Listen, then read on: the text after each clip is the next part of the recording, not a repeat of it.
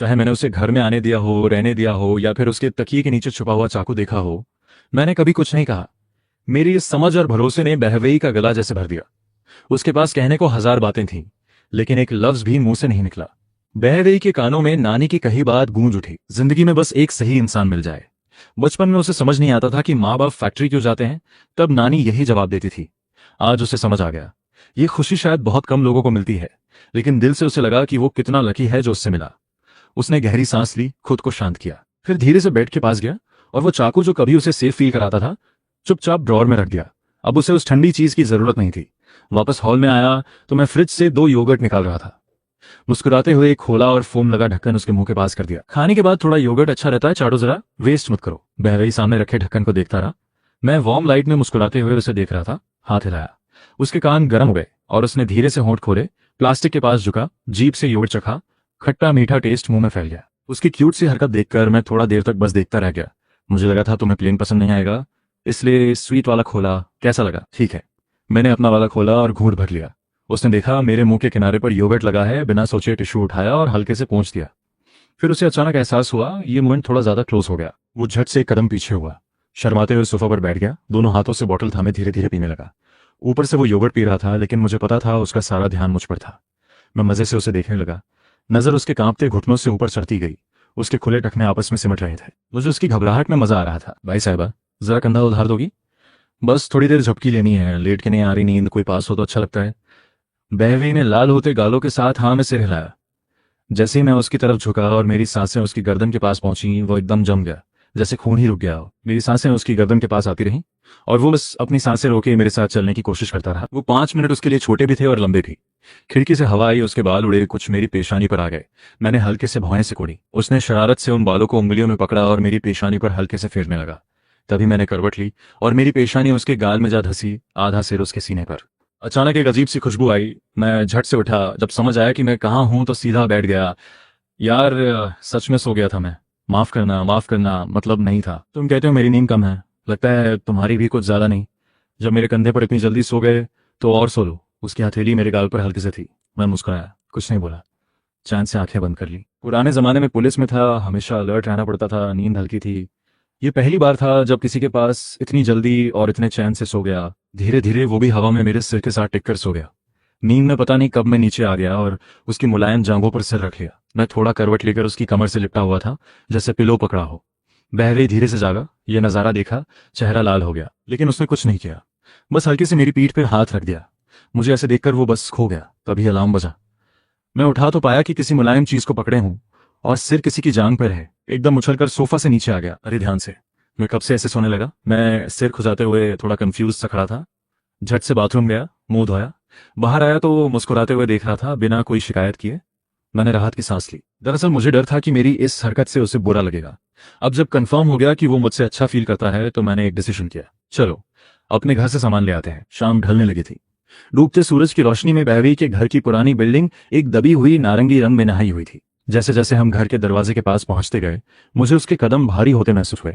उसकी दिल की धड़कन जैसे उस सुनसान कॉरिडोर में गूंज रही थी। अंदर बाहर जाते लोगों की नजरें बार बार हम दोनों पर पड़ रही थी। अरे छोटी बहवी बॉयफ्रेंड ले आई, और वो भी कितना हैंडसम, पड़ोसन लियू आई ने छिड़ते हुए कहा। बहवी का चेहरा लाल हो गया, कुछ नहीं बोली, बस सिर और झुका लिया। मैंने उन बातों पर ध्यान नहीं दिया। उसका हाथ था और चुपचाप चौथी मंजिल पर चढ़ गया। बहवी को तब तक नहीं पता चला कि पूरे रास्ते उसने कोई डायरेक्शन नहीं दिया। फिर भी मैं बिल्कुल सीधा उसके घर के दरवाजे पर रुक गया। 402 के सामने आकर बहवी ने चाबी निकाली। हाथ कांप रहे थे, लॉक में लग नहीं रही थी। मुझे अंदाजा था कि उस दरवाजे का खुलना उसके लिए कितना भारी था। उसका दिमाग एकदम ब्लैंक था, नहीं पता था अंदर क्या इंतजार कर रहा है। वो वहीं खड़ी रह गई, दरवाजा नहीं खोल पाई। मैंने आगे बढ़कर खुद लॉक खोल दिया। दरवाजा खुला, घर बिल्कुल शांत था। बहवी ने चैन की सांस ली। माँ से सामना नहीं होगा, थोड़ी टेंशन कम हुई। तभी एक बेडरूम का दरवाजा खुला। 7 साल का एक छोटा लड़का बाहर आया। वो उसका सौतेला भाई लिमिंग्यू था। दीदी तुम इतने दिन कहाँ थी? सहेली के घर गई थी। शाओयू, माँ पापा कहाँ हैं? माँ बाप से कितना भी दुख मिला हो, इस छोटे भाई को वो हमेशा अपना मानती थी। बस जब भी उसे देखती तो माँ बाप का वो पक्षपात याद आ जाता और दिल उलझ जाता। पापा मम्मी हॉस्पिटल में है, मम्मी अभी आती होंगी खाना बनाने। ये हैंडसम भैया दीदी के बॉयफ्रेंड है क्या? ये सुनकर बहवी के गाल गुलाबी हो गए। उसने चुपके से मेरी तरफ देखा। मेरा कोई रिएक्शन नहीं था तो उसने भी कुछ नहीं कहा, लेकिन हॉस्पिटल सुनते ही वो घबरा गई। जल्दी सामान पैक करना था। उस बारिश वाली रात का वो खून भरा सच फिर दोनों के जहन में आ गया। पिछले शुक्रवार की रात ली फॉन्ज ने बहवी का फोन जबरदस्ती देखा था। गैलरी में उसकी खींची हुई मेरी फोटोज थीं। ली फॉन्जे का दिमाग पहले से ही पति की चीट करने की वजह से हिला हुआ था और इन फोटोज ने उसकी सबसे सेंसिटिव नर्व छू दी। उस पर ली फेंजी ने अपने पहले पति से सारी नफरत बहवी पर निकाल दी। बहुत बुरा बुरा बोला। बहवे की टूटी आंखों के सामने पागल हो चुकी ली फेंजी ने मेज का चाकू उठाया और चिल्लाते हुए बेटी का चेहरा काटने दौड़ी। लिगांग तेजी से बीच में आया। चाकू छीनने की कोशिश में धक्का लगा, चाकू फिसला और ली फोंगजी की लड़खड़ाहट में गहरा पेट में उतर गया। खून की बदबू ने ली फोंगजी को जैसे होश दिला दिया। वो खून के बीच बैठकर रोने लगी। लिगांग उस वक्त बीच में इसलिए नहीं आया था कि बहवे को बचाए, बल्कि इसलिए कि जिस औरत से वो प्यार करता था वो कोई बड़ा जुर्म न कर बैठे। उसे ली फोंगजी से बचपन से एक तरफा और कमजोर प्यार था। पत्नी के पागल होने पर भी वो उसे बचाता रहा, लेकिन बेगुनाह बच्ची के लिए उसके पास कभी कुछ नहीं था। जमीन पर गिरे लीगांग को देखकर ली फोंगजी ने पलटकर डरी हुई बहवे को घूरा और चिल्लाए, दूर हो जा मेरी नजरों से, जितनी दूर जा सके जा। इस तरह बिना कुछ लिए बहवी को उस बारिश की रात में धकेल दिया गया। उसने उन मेमोरीज को झटका और अपना दिमाग क्लियर किया। बहवी ने भाई को रूम में होमवर्क करने भेजा, फिर मुझे अपने रूम में ले गई। एक पिंक बैग निकाली और जल्दी जल्दी कपड़े भरने लगी। मेरी नजर एक ड्रॉअर में रखी बंद डायरी पर पड़ी। पिछले जन्म में उसके जाने के बाद मैंने वो डायरी पढ़ी थी। उसमें छोटी छोटी खुश बातें लिखी थीं जो उसने जिंदगी में रहने की वजह ढूंढने के लिए लिखी थीं। इस बार मैंने उसे हाथ नहीं लगाया। बहवी ने कुछ नहीं बताया था, लेकिन मुझे उसकी जरूरत का अंदाजा था। उसकी जरूरी किताबें और नोट्स मैंने अलग करके सलीके से रख दिए। जब वो कपड़े भरकर पलटी तो देखा कि मैंने बिल्कुल वही चीजें अलग की हैं जो वो साथ ले जाना चाहता था, बाकी सब छोड़ दिया था। वो वहीं रुक गया, आंखें भर आईं। जब वो चुपके से उसे देख रहा था तो वो भी उसे उतनी ही गहराई से देख रहा था। सब पैक होने के बाद बहवी ने एक कागज पर छोटा सा नुक लिखा। हम बैग लेकर रूम से बाहर आए। बहवी ने नोट डाइनिंग टेबल पे रखा और दरवाजे की तरफ मुड़ी। तभी खटाक दरवाजे का लॉक घूमा। अगले ही पल दरवाजा खुला और ली फेंज सामने खड़ी थी। हवा जम गई। बहवी का बैग थामा, हाथ कांप गया। ली फोंगजी भी वहीं ठिठक गई। तभी आवाज से ली मिंग्यू का दरवाजा खुला। मम्मी, भूख लगी है। यह आवाज उस साइलेंस को तोड़ गई। ली फोंगजी ने खुद को रोका, बेटे को शांत करके रूम में भेज दिया। अब तो ये क्या दिखाना चाहती है? बड़ी हो गई, माँ को छोड़कर किसी मर्द के साथ भागने चली। बहवी चुप रही, होंठ भींचे थे। पिछले हफ्ते की दूर जवाली बात अभी भी कान में थी। 10 महीने पेट में रखा, इतनी तकलीफ से जन्म दिया, और अब बिना पूछे जा रही है। मुझसे पूछा भी कि नहीं? आंसू बह निकले। बहवी रो नहीं रही थी गाली खाकर, बल्कि दिल में माँ के लिए जो आखिरी थोड़ी सी उम्मीद थी वो अभी टूट गई थी। आखिरी थोड़ी सी इज्जत बचाने के लिए वो चाहती थी कि माँ से लड़ाई न हो। उसे चुपचाप रोते देख मैं ठंडे चेहरे से आगे बढ़ा और उसके सामने खड़ा हो गया। आंटी, बहवी आज इस मोड़ तक अपनी मर्जी से नहीं आई। आप और अंकल ने ही उसे यहाँ तक पहुंचाया है। मैंने उनके टीचर से बात की है। मेरे साथ ये स्माइल मत करो, मैं जानती हूँ तुम जैसे अमीर घर के लड़के क्या होते हैं। वो बहवी की तरफ मुड़ी और दुखी माँ का रूप दिखाने लगी। सोच मत कि ये हैंडसम है, पैसे वाला है। ये और तेरे बाप एक जैसे हैं। जब चाहा सिर पर रखा, जब मन भरा लात मारी। मेरा एग्जाम्पल सामने है, दिख नहीं रहा? ये भी एक दिन थक जाएगा, छोड़ देगा। ये सुनकर बहवी ने आंसू भरी आंखों से मुझे देखा। उसे यकीन नहीं था कि मैं सहूंगा। वैसे हमारे बीच अभी कुछ ऑफिशियल भी नहीं था। मैंने गहरी सांस ली और अपनी स्लीव से हल्के से उसके आंसू पोंछे। मैं तुमसे हमेशा प्यार करूंगा, जैसे झूठे वादे नहीं करता। बस ये जानता हूं कि जब प्यार हो तो उसे उसी वक्त जियो। आंटी, कोई फ्यूचर गारंटी नहीं दे सकता, लेकिन इतना जरूर कह सकता हूं, बहवी के पास जो यादें बनेंगी और जो रहेगा वो सिर्फ खुशी होगी। बस यही काफी है। कितनी भी बड़ी बड़ी बातें करो, मैं साफ कह रही हूँ मेरी बेटी से दूर रहो। और मैं भी साफ कह रहा हूँ, बहवी एडल्ट है, उसके पास अपनी जॉब है, अपनी इनकम है। लॉ की नजर में वो अब आपके जबरदस्त कंट्रोल से बाहर है। माँ की तरह उसकी केयर करनी हो तो हमेशा वेलकम है, लेकिन अगर उससे बस अपना पॉकेट बनाए रखना है तो माफ करें, ये मैं नहीं होने दूंगा। ली फेंगजी कांपते हाथों से सैलरी स्लिप देखने लगी। 6000 देखकर उसकी आंखें फटी रह गईं। उसे समझ आया कि बेटी की कमजोर लगने वाली बॉडी के अंदर कितनी बड़ी हिम्मत छुपी थी। वाह, पैसे हैं तो घमंड आ गया। लॉ की बात मत करो उससे। अगर उसे ले गए तो पुलिस लेकर आऊंगी। भले ही पुलिस आए, हम सही हैं, लेकिन सोचिए इससे क्या होगा। शौर्य अभी छोटा है। आप नहीं चाहेंगे कि आपकी वजह से उसे स्कूल में बेइज्जती झेलनी पड़े। ये बात सीधे ली फोंगजी के दिल में लगी। उसे लगता था पति को उसकी वजह से बहुत कुछ झेलना पड़ा। वो नहीं चाहती थी कि बेटे को भी नुकसान हो। ठीक है, जाओ जाओ, याद रखना, जब ये अमीर लड़का थक जाए तो रोते हुए मेरे पास मत आना। सोना समझकर पिंजरे में जाओगी, थोड़े दिन में पछताओगी। मैंने नीचे सबसे बड़ा टुकड़ा उठाया, तेजधार हथेली में चुभ रही थी। आप गलत हैं। मैं उसके लिए कोई पिंजरा नहीं बना रहा। उसे हर तरह से समझाऊंगा, लेकिन ये भी सिखाऊंगा कि अपने पर खड़े होना क्या होता है। जो दुनिया उसकी अपनी है उसने जिए। मेरी इस बात में बहवी को हिला दिया। उसकी पलकों पर अभी भी आंसू थे, लेकिन उसने हिम्मत से मेरी कलाई थाम ली और मेरे पीछे दरवाजे की तरफ चल दी। सब सांप हैं, सब जाओ। माँ का अचानक बूढ़ा और थका हुआ चेहरा देखकर बहवी की आंखें भर आईं, लेकिन रुकी नहीं। माँ, अलविदा। जो कहना था वो टेबल पर रखे नोट में लिख दिया है। बैग खींचती हुई वो तेजी से दरवाजे से बाहर निकल गई। डर था कि एक पल और रुकी तो हिम्मत टूट जाएगी। सीढ़ियों से नीचे उतरती गई, हर कदम पर कॉरिडोर की लाइट जलती गई। तभी ऊपर से एक भारी टूटी हुई आवाज आई, चिंग चिंग। इस पुकार से खिड़की के गौरे उड़ गए। बहरी का पूरा बदन कांप गया। बैग का व्हील सीढ़ी में अटक गया। मैं उसकी उंगलियों की ठंडक साफ महसूस कर सका, जैसे बर्फ में जमी तितली के पंख हों। जल्दी जल्दी कदमों की आवाज आई और ली फेंगजी लड़खड़ाते हुए नीचे आई, इतनी तेजी में कि माथा दीवार से टकरा गया, खून निकल आया। चिंग चिंग मत जा, माँ की गलती थी, माँ ने माफी मांगी, अब नहीं बोलूंगी। चिंग चिंग ये नाम सुनते ही बहवी के आंसू रुक नहीं सके। वो माँ के गले लग गई। ये देखकर मैं हैरान था। ली फोंगजी बिल्कुल बदल गई थी, चेहरा, आवाज, सब कुछ। बाद में पता चला कि ली फोंगजी को इतने गहरे शौक की वजह से पर्सनालिटी स्प्लिट हो गई थी। सिर्फ उन चुनिंदा पलों में जब बहवी बहुत कमजोर दिखती तब वो तीसरी पर्सनालिटी सामने आती जो उससे सच में प्यार करती थी। और चिंग चिंग वो नाम था जो बताता था माँ वापस आ गई है, माफ करना, मुझे जाना होगा, तुम्हारे बिना मैं सच में नहीं रह सकती। बहवी जानती थी माँ थोड़ी देर में फिर वही बन जाएगी, इसलिए उसका जाने का इरादा और पक्का हो गया। वो साइकोलॉजी इसीलिए पढ़ना चाहती थी ताकि माँ को ठीक कर सके और ये वाली माँ हमेशा के लिए रहे। आंटी, अगर आप सच में बहवी से प्यार करती हैं तो उसे मुझे सौंप दीजिए, मैं वादा करता हूँ उसे कोई तकलीफ नहीं होगी। माँ बेकार है, ये लड़की कभी अपना दुख नहीं बताती, आप इसका ध्यान रखना। ली फोंगजी ने झुककर मेरा और बहवी का हाथ साथ थाम लिया। उसके हाथ बर्फ जैसे ठंडे थे, लेकिन उस छुअन से हमारी स्किन गर्म हो गई। आखिर में उसने बैग पर लगे सनी डॉल को हल्के से छुआ और प्यार से हाथ लाया। बहवी हर 3 कदम पर पलटती रही, लेकिन उसके आंसुओं की जगह एक हल्की मुस्कान आ गई थी, जैसे किसी बंद पंछी को आजादी मिली हो। एक हाथ में बैग, दूसरे हाथ से मेरी बाह कसकर थामे वो मुझसे सटकर चल रही थी। उसका वो मुलायम टच मुझे खुशी से भर गया। मैं भी हंस पड़ा। घर वापस जाते टैक्सी में ड्राइवर को भी उसकी खुशी दिखी। बोला जरूर लॉटरी लगी होगी, लेकिन मेरे मन में हल्की सी बेचैनी थी। गाड़ी में बैठने से पहले मुझे लगा कोई हमें छुपकर फॉलो कर रहा है। कुछ देख रहे हो? नहीं, कुछ नहीं। मुस्कुराते हुए सिर हिला दिया। क्या सच में मेरा वहन था? खिड़की से एक आखिरी नजर डाली और शट दबा लिया। शाम की स्टडी टाइम शुरू होने की बेल बज चुकी थी। क्लास में किताबों की खुशबू और पेजेस पलटने की दबी आवाजें थी। बहवी मेरे दाईं तरफ बैठी मिस्टेक्स कॉपी कर रही थी। दोपहर उस घुटन भरे घर से निकलने के बाद वो एकदम बदल गई थी, जैसे धूप में रखा कोई पौधा खिल गया हो। लेकिन मैं कंफर्टेबल नहीं था। टैक्सी से उतरने के बाद से ये फीलिंग थी जैसे कोई जहरीला सांप नजर गिराए हो। 10 साल की डिटेक्टिव ट्रेनिंग का गट फीलिंग कह रहा था वो फॉलोअर हमारे साथ स्कूल में भी आ गया है। मैंने कैजुअली पेन घुमाते हुए क्लास के फ्रंट डोर के ग्लास में रिफ्लेक्शन देखना शुरू किया। कॉरिडोर की लाइट अभी तक बंद नहीं हुई थी, यानी कोई सीसीटीवी ब्लाइंड स्पॉट में खड़ा हमें देख रहा था। नानचन, ये फिजिक्स का फोर्स डायग्राम वाला क्वेश्चन, मुझे लगता है एक फोर्स छूट गया, जरा देखोगे? वो पास आया, हल्की ऑरेंज खुशबू आई। मैंने ड्राफ्ट पेपर लिया, लेकिन नजर उसी पल फ्रंट डोर के ग्लास पर थी। एक काली रेनकोट में परछाई दिखी और वो झट से दीवार के पीछे हो गई। यहाँ शू सरफेस का फ्रिक्शन मिस किया है तुमने। वैसे क्वेश्चन बाद में भी हो सकता है। बाय, ध्यान से सुनो। अगले 5 मिनट जो भी हो अपनी सीट से मत हिलना, क्लास से बाहर मत जाना। क्या हुआ? तुम कहाँ जा रहे हो?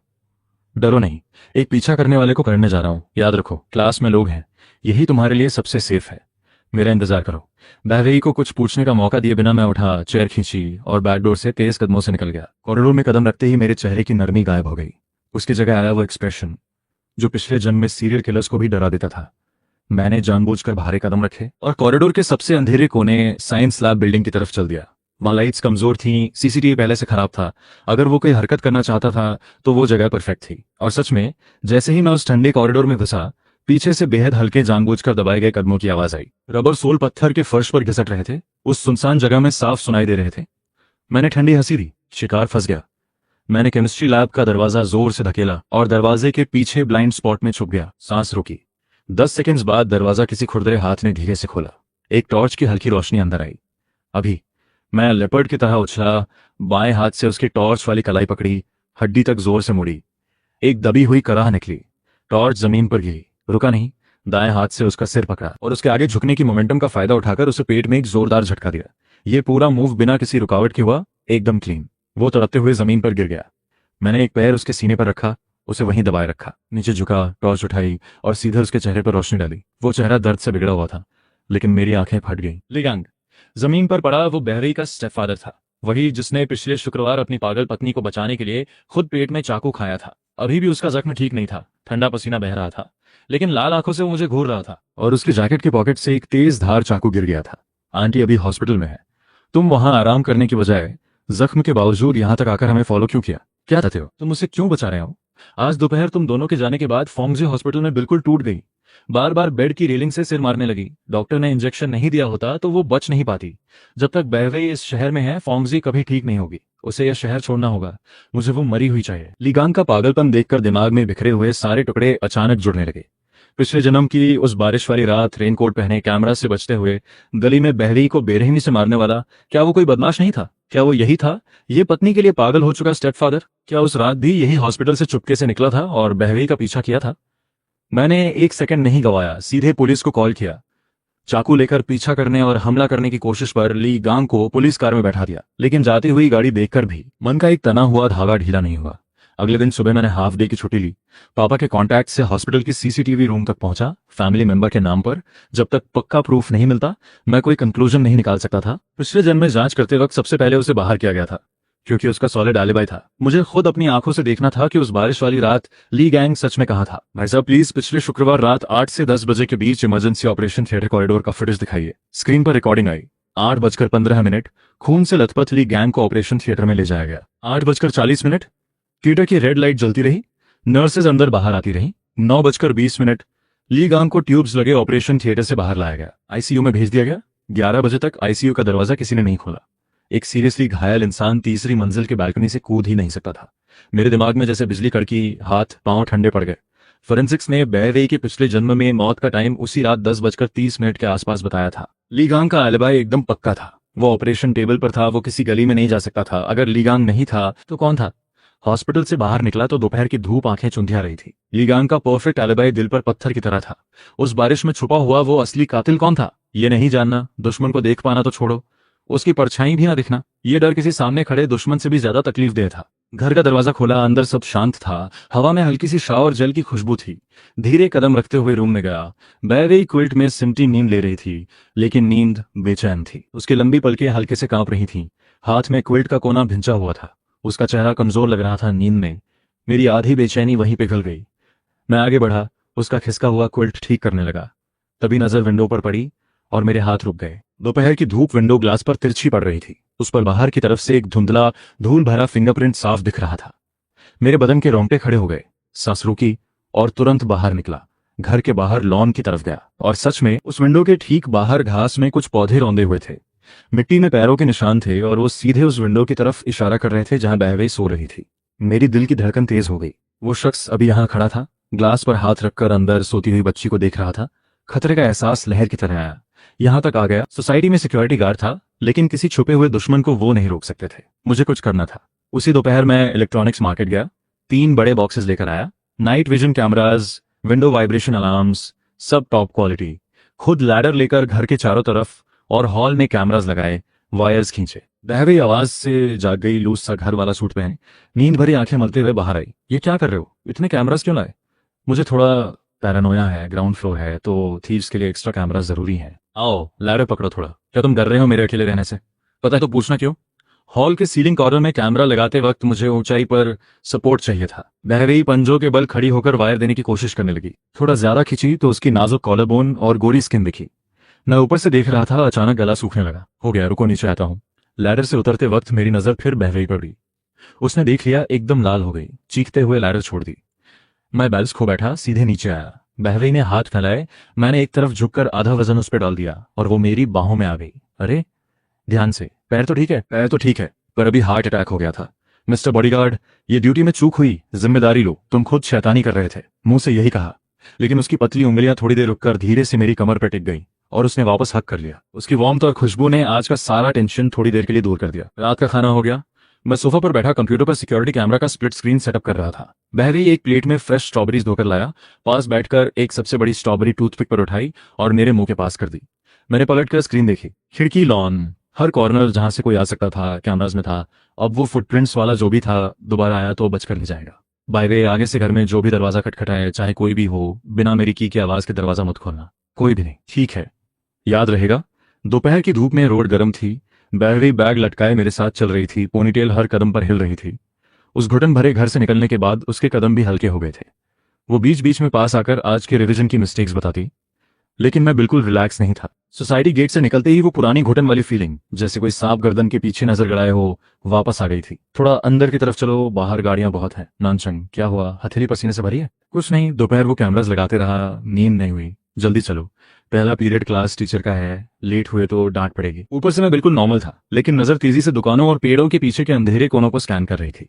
कोई नहीं दिखा, लेकिन वो क्रॉलिंग फीलिंग गलत नहीं हो सकती थी। स्कूल गेट के अंदर घुसते ही जांग याम की पहचानी तेज आवाज बिल्डिंग के साइड से आई। वो दौड़ते हुए मेरे सामने आई, चेहरा लाल, बोले में सांस फूट रही थी। नानचन यार, तुमने कमाल कर दिया। वो क्रिमिनल लीड जो तुमने दी थी वो सच निकली। पुलिस स्टेशन में सब हिल गए हैं, बोल रहे हैं वो बंदा 30 स्टेट्स में घूमता था, कई केसेस उस पर है। पकड़ा गया क्या? ये सुनते ही जांग यान का एक्साइटेड चेहरा थोड़ा उतर गया। वो जगह सच में अजीब थी। पुलिस ने पूरा पुराना इलाका घेर लिया था, 3-3 लेयर्स में, कोई पास भी नहीं जा सकता था। लेकिन वो बंदा जैसे हवा में गायब हो गया। सुना है उसकी एंटी ट्रैकिंग स्किल्स बहुत तेज थी। कॉर्डन बंद होने से बस कुछ मिनट पहले गंदे नाले में कूद गया और सीवर से भाग गया। मेरे दिल में एक ठंडी सी लहर दौड़ गई। जांग येन की बात एक ठंडी चाकू की तरह मेरी सारी उम्मीदें काट गई। पिछले जन्म का वो सीरियल किलर बहवे की मौत से डायरेक्टली तो नहीं जुड़ा था, लेकिन वो एक बेरहम और बेहद चालाक पागल था। अगर वो पुलिस की इतनी बड़ी घेराबंदी से निकल गया तो इसका मतलब वो अभी भी इसी शहर की परछाइयों में छुपा है, एक डरा हुआ जंगली जानवर की तरह। मुझे दोपहर वाली खिड़की के बाहर वो धुंधला फिंगरप्रिंट याद आया और लॉन पर वो उलझे हुए पैरों के निशान। अगर पिछले जन्म की बारिश वाली रात का असली कातिल अभी तक सामने नहीं आया, तो क्या दोपहर में मेरी खिड़की के बाहर झांकने वाला यही भागा हुआ किलर था? क्या वो पुलिस से बचते हुए मेरे घर को हाइडिंग स्पॉट बनाने की सोच रहा था, या फिर जिसने टिप दी उसे ढूंढ रहा था? जांग यान, ध्यान से सुनो, अब कुछ दिन स्कूल और हॉस्पिटल के अलावा कहीं मत जाना। क्यों नागू? मुझे तो बोनस मिला है, सोचा था तुम्हें बीबी की खिलाऊंगी। ये एक्सप्रेशन क्यों है? वो क्रिमिनल सिर्फ किलर नहीं है, वो एक पागल है जिसकी कोई लिमिट नहीं। तुमने टिप दी, रिवॉर्ड लिया, अगर उसे पता चल गया तो सबसे पहले तुम्हें और आंटी को निशाना बनाएगा। नहीं नहीं, ऐसा कैसे होगा? मैं तो इस एरिया की हूँ, उसने जितने लोगों को मारा है तुमने उतना खून देखा भी नहीं होगा। मुझसे बहस मत करो। स्कूल के बाद सीधे हॉस्पिटल जाओ, आंटी के पास रहो, रूम लॉक कर लो, कोई भी बुलाए बाहर मत निकलना, समझी? समझी। लाओगू, डराओ मत। मेरी जान गई तो ठीक है, माँ की तो हिम्मत नहीं है। जियांग यान को विदा करके मैं कॉरिडोर की छाया में खड़ा क्लास में शांति से पढ़ रहे बहवे को देखता रहा। पीठ पर सिहरन दौड़ रही थी। ली गांग का शक खत्म हो गया था। बारिश वाली रात का असली कातिल अभी अंधेरे में था। ऊपर से एक और भागा हुआ सीरियल किलर। 2 अनजान खतरे मिलकर हमें घेर रहे थे।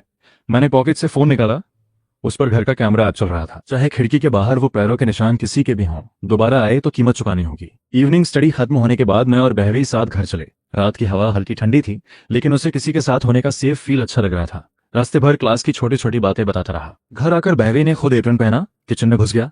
थोड़ी देर में टोमेटो एग नूडल्स के 2 गर्म बोल्स और कुछ साइड डिशेस टेबल पर थे। नानचन, टेस्ट करो, आज तुम्हारी पसंद का फ्राइड एग डाला, किनारे जानबूझकर क्रिस्पी रखे, बस तुम्हारा बनाया हो, जहर भी खा लूंगा। बेकार की बातें मत करो, जल्दी खाओ, नूडल्स गल जाएंगे। गर्म पीली रोशनी में उसके हल्के गुलाबी गाल और नरम चेहरा। मैं नूडल्स खाता रहा, उस चुराए हुए सुकून के पल को एंजॉय करता रहा। खाने के बाद बहवे बाथरूम में नहाने गया। पानी की आवाज आती रही। मैं सोफा पर लेट गया और फोन पर आज का सिक्योरिटी कैमरा सिस्टम खोला। बाहर लॉन, हर डार्क कॉर्नर इंफ्रारेड में साफ दिख रहा था। तभी मेरी नजर रुकी। शाम 6 बजे के आसपास, जब हम अभी घर नहीं पहुंचे थे, एक कैप पहने अजनबी आदमी बाहर ग्रीनरी के पास 10-15 मिनट तक घूमता रहा था। उसने खिड़कियों में कई बार झांका भी था। मैंने तुरंत उसका फेस जूम किया। मोटा सा, आंखें झुकी हुई, दिमाग में वांटेड क्रिमिनल की फोटो कंपेयर की। ये वो नहीं था। वो क्रिमिनल तो बहुत पतला, ऊंचे चीकबोन्स वाला था। तो ये अनजान मोटा आदमी कहां से आया? क्या यह पिछले जन्म का वो बारिश वाली रात का छुपा हुआ कातिल था जो पहले से घर देख रहा था? यह सिचुएशन मुझे बहुत तकलीफ दे रही थी। एक तरफ भागा हुआ सीरियल किलर, दूसरी तरफ पिछले जन्म का अनजान कातिल, और अब तीसरा ये दिन में घूमने वाला अजनबी। लग रहा था जैसे एक बड़े काले भंवर के बीच में हूं। रात के 1 बज गए थे। पूरी सोसाइटी सुनसान थी। मैं बेडरूम में लेटा था, आंखें बंद थीं, लेकिन नर्व्स उतनी ही टाइट थीं जितनी पुराने जमाने में ड्यूटी पर होती थीं। तभी खटाक, बाहर से बेहद हल्की सी आवाज आई। उसके बाद जानबूझकर दबाए हुए कदमों की आवाज धीरे धीरे हॉल के ग्लास डोर की तरफ बढ़ रही थी। मेरी आंखें फट खुली। एक शिकारी की तरह बिना कोई आवाज किए बेड से उठा। पैर फ्लोर पे रखे, कोई साउंड नहीं। दीवार से सटकर हॉल विंडो के ब्लाइंड स्पॉट तक पहुंचा। हल्की मूनलाइट में कर्टन की दरार से था। एक कमजोर सी काली परछाई बाहर वॉल से सटी खड़ी थी। वो हाथ खिड़की पर फेर रहा था और हल्के से खिड़की धकेलने की कोशिश कर रहा था। मेरे पूरे बॉडी में टेंशन थी। कोई गलत हरकत करे, मैं तुरंत बाहर निकलकर उसे खत्म कर दूंगा। लेकिन रुका। जानना था वो क्या चाहता है। और कोई साथ तो नहीं। कुछ मिनट गुजरे। परछाई बाहर रुकी रही।